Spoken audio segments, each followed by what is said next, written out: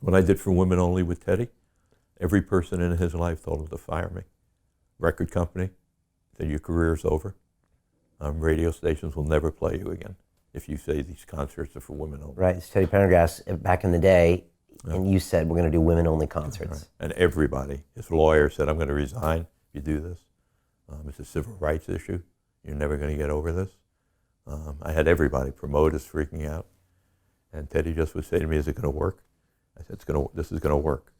This is going to work. And he said, go for it. And he just stood up to everybody. But I think if I had had a contract with him, it might have been different. Okay.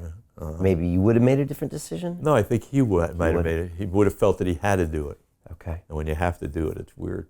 So they all came to sort of expect it from me. Okay. How did the women-only shows go? Greatest thing I was ever. trying to think about that this morning. I was like, oh my God, it was the greatest thing ever. And we gave out.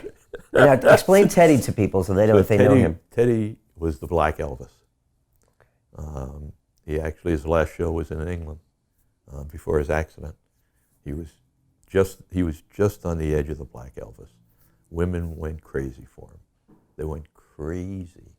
But his audience was basically a Afro-American audience. He hadn't moved over to the white audience.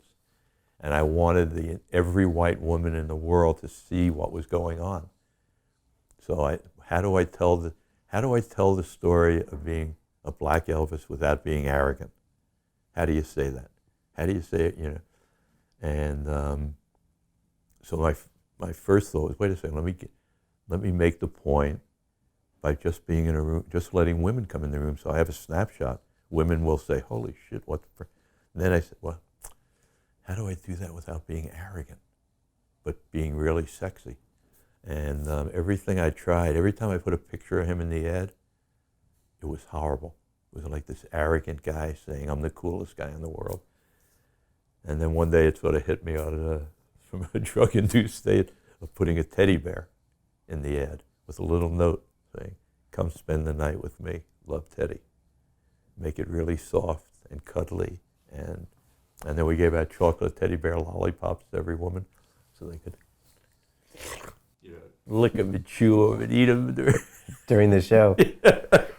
Wow. And they sold out and they were fantastic. And really defined who he was. Okay, because it was like a cult around those shows and word spread. And were you at those shows? Oh, yeah. What were they like? They were frenzied.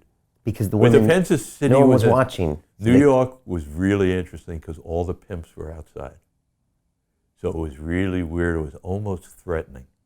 Huh. There are a lot of guys who were a little pissed off. Okay. But it was, a lot of fur coats, a lot of big hats, real Because their girls were watching? No, because they dropped their girls off. Okay, right. And they were sort of pissed.